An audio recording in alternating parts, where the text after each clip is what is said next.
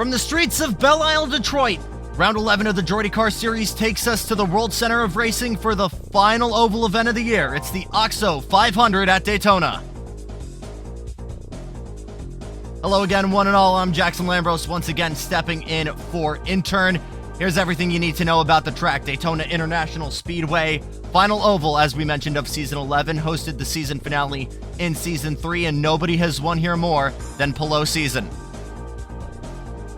And here's how they will line up. Your championship leader, Sean Franchitti, on the inside of row 1. Joseph Marks on the outside starting second. Great start for the Mercedes of Miguel Marquez in third. He's alongside Cesar Cohen. Jack Carroll's won a lot of ovals this year. He'll start inside of row 3. Robbie McIntyre, another pair of great comeback oval wins inside of row 4. Fifth gear, big news for him this week. We'll talk more about that in a little bit. Just a bra moment, another winner this week outside of row number 5. There's unpaid intern in the 5 filling in inside of row number 6. Row 7 and 8, Nareel Narell, Sonota fan. Naran O'Neill, a little bit of beef a couple weeks ago for him. Outside of Real Katie 20. Back of the field here, it's Aideen Jones, Pelot season, George Brown, and Nikki Tofu as the caboose. Let's go trackside.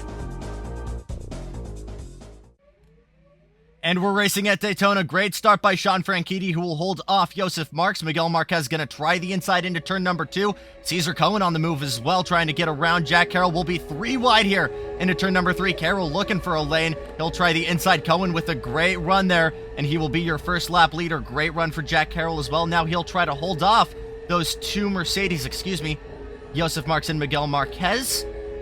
As Carroll now with a great run on Cesar Cohen, go to the bumper, will try the outside. Marks on the move as well now. Cohen slowly starts to fall back. Franchitti from the pole all the way back into 5th now, as Marks now trades off with Carroll. 2 wide further back. These are some short lifespans on these tires, will only last about 3 to 5 laps. So your Pocono winner leads for the time being, as Sean Franchitti, both these guys for sure in the championship photo. Not so much for Miguel Marquez, but he'll get it past on the inside here. We should have the first rounds of pit stops coming up shortly. Finally starting to get single file here, as we might have a pass for the lead. Yes, Miguel Marquez taking that lead from Sean Franchitti, expecting a couple of lead changes here. Further back, battle for the caboose, as everybody's scrambling into pit lane here.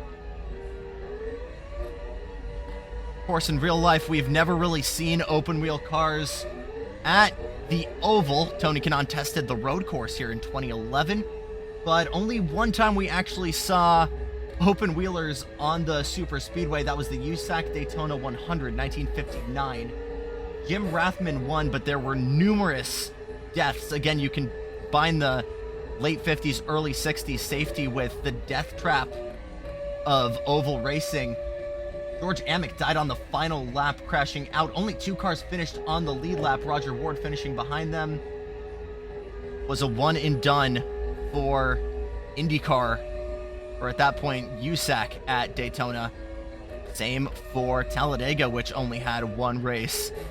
Probably wise for us to keep the high cojones racing on the ovals to the virtual world here in JORDICAR. Miguel Marquez, Jack Carroll now taking the lead back from him. These 2 guys have been going back and forth in the first third of this. 5th gear also working his way into the equation. Of course, we'll be parting ways with his team at this point. Is now going to spearhead the development of Prema, joining next season, replacing Apex GP. Always nice to see a new team joining JORDICAR, as we now finally see Jack Carroll make a dive into the pit lane. Garcia, 5th gear, Franchitti will go with him. That, I think, will give the lead to Kink Demon, who's been very hot past weekend, coming off a win at Detroit. Excuse me, no, Marquez is currently your winner, or leader, excuse me.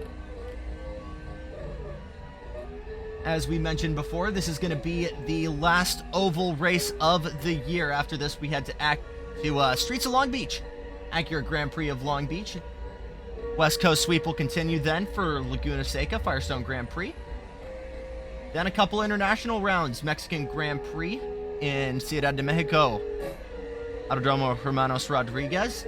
Then the grand finale, Interlagos 375, where we will crown a champion. Very road course heavy final half of Season 11.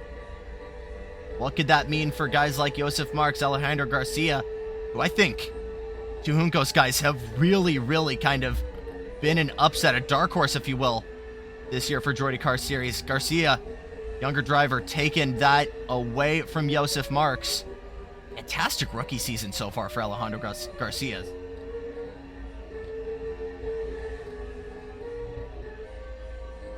Just saw a glimpse there of Darren O'Neill, who I believe had a little bit of beef earlier on, I believe with Jack Carroll a couple weeks back, if I remember. I believe that sense has sort of died down.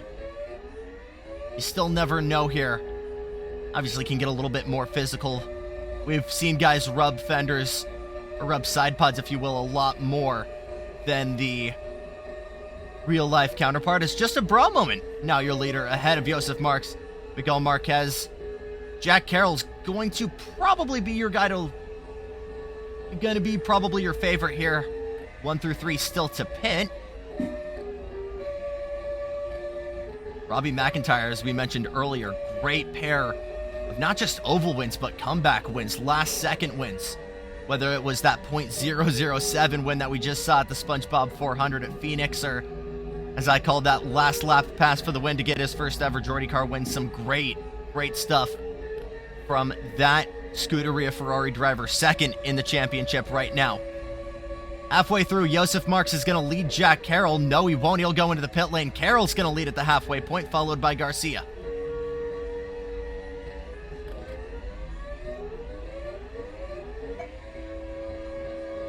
Unpaid intern doing a decent enough job right now in his sub-in, running 17th right now for McLaren.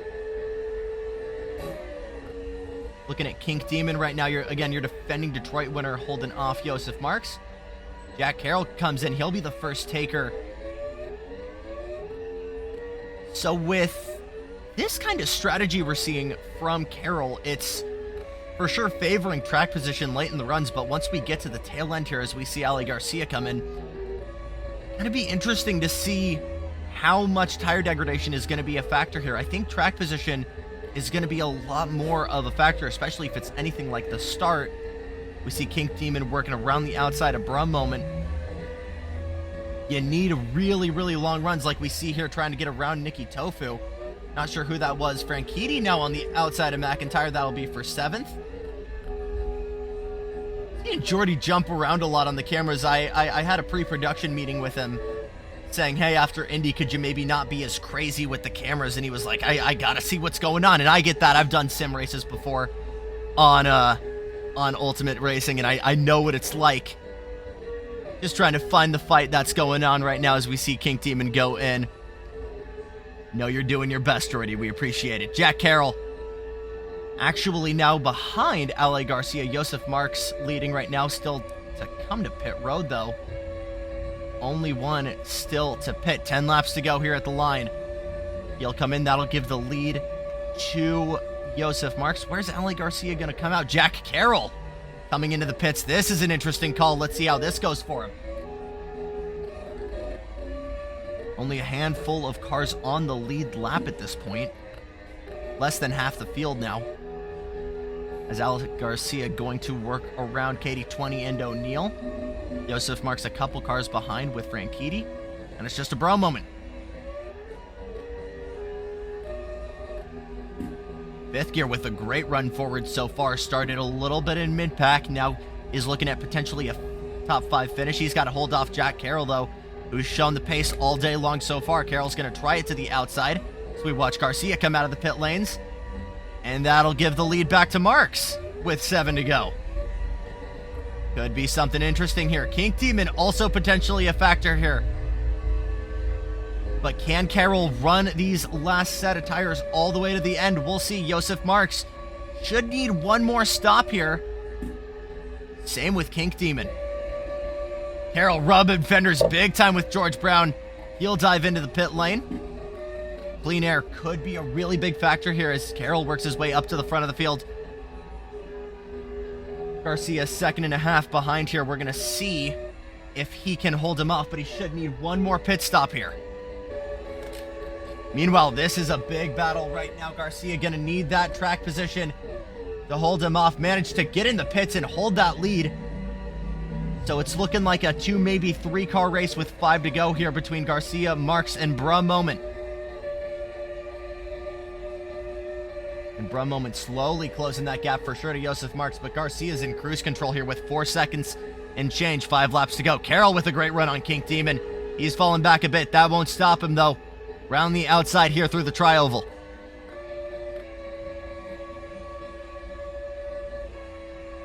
Garcia slowly chipping that away here. Now down to 3.9 seconds, 4 seconds.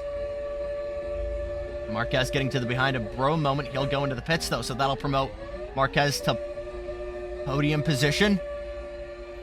Jack Carroll might be able to use this strategy. We were talking about this. Early stops could really, really go a long way for him. Garcia's done a great job of holding him up. It might not matter, though. He'll come to pit lane. What'll Marks do? Marks comes in as well. Marquez comes in as well.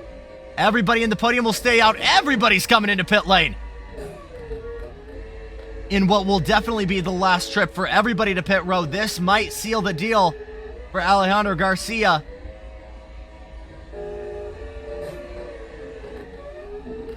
Looking for, I believe, his first win of the year. Just a Brum Moment now trying to get into the podium position. He'll try the outside of Joseph Marks. Will get that move done. Joseph Marks, not enough momentum to counterfight. King Demon now holding off Jack Carroll for 5th.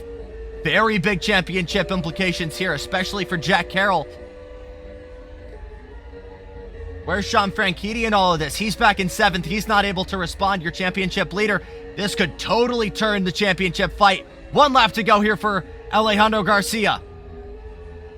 Just a Brum Moment, gonna need a miracle here to close that gap, but here comes Miguel Marquez. Meanwhile, Alejandro Garcia out of 4 for the final time for Juncos Hollinger Racing. Alejandro Garcia will win the OXXO 500 for Juncos Hollinger Racing. Miguel Marquez gets Brum Moment at the line. Oh my goodness, what a last lap move for Miguel Marquez over just a Brum Moment for the win. Joseph Marks finishes in 4th. Jack Carroll finishes in 5th. What a race there for the final podium spot. In a last lap pass through turn number 4, Marquez gets just a Brum Moment. Wow!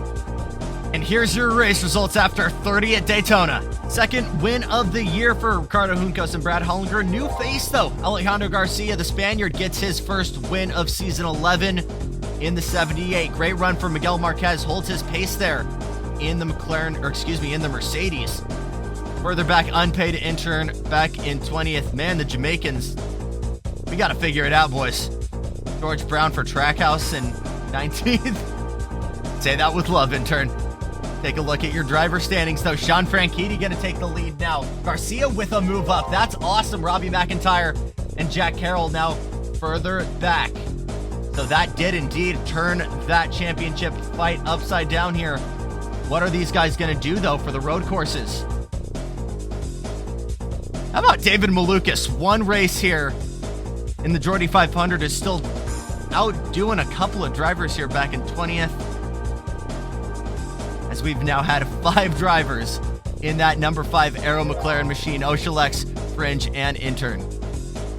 Can Juncos Hollinger hold off Scuderia Ferrari?